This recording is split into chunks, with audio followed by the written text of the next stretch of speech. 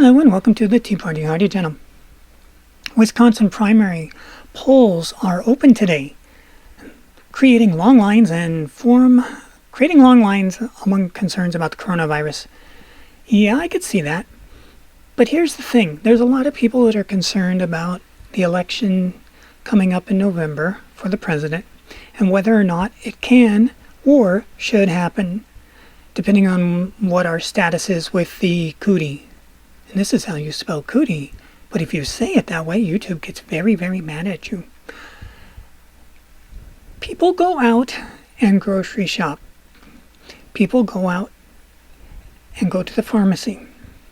People are able to do those things which are vital. Then people are able to vote. In the same manner that people are grocery shopping, using caution, following the CDC rules, they can do the exact same thing and vote. Now, in relationship to the conventions for the different parties, that's a whole different ballgame. And whether or not those should happen in the traditional way, we'll have to see where we are when we get into the summer. But as far as happening in an alternate way, it's worth considering.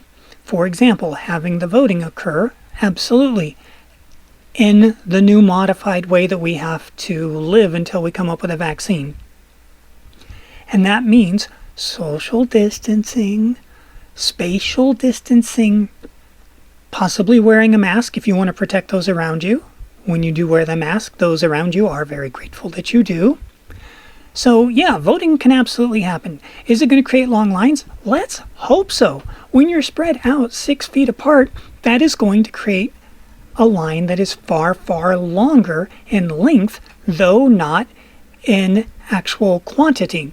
It's the old thing you remember learning in high school, quantitative versus qualitative. The quality is it's super long. The quantity is it's the same old number. And there's nothing wrong with that. And people who want to vote and care to vote will absolutely do it. We voted in every world war. We voted in the Civil War. The Civil War. We voted in the Civil War. We can vote in an era where we can still go grocery shopping and still go to the drugstore. We can still vote. So kudos to Wisconsin for doing that. Now, what about the employees that are working the polls?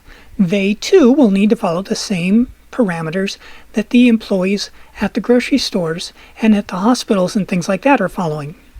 One of the things I've mentioned time and again, and I will do it one more time because it's so important to remember, while so many people are cheering the first responders, the cops, don't know why. I don't, not in this particular case. The doctors totally get that. Let's keep remembering the grocery workers. The grocery workers are in so much higher danger than the doctors are. What? You're crazy. Doctors are dealing with sick people every day. Yes, and they have protective gear. The real thing, the N95 mask. You name it, they got it. They're getting them more and more and more. Cool, correct thing to do. Very happy to hear it. The grocery store workers are dealing with their hands. Maybe some cream to have the disinfectant stuff. Remember them, salute them, cheer them. They are the ones that are working at the stores, the gas stations, etc. They are putting everything on the line for us to continue to eat. The doctors are putting everything on the line so that we can continue to be alive. They both are the heroes of this era. And that's all I got to say about that. So yes, voting should occur. Voting can occur.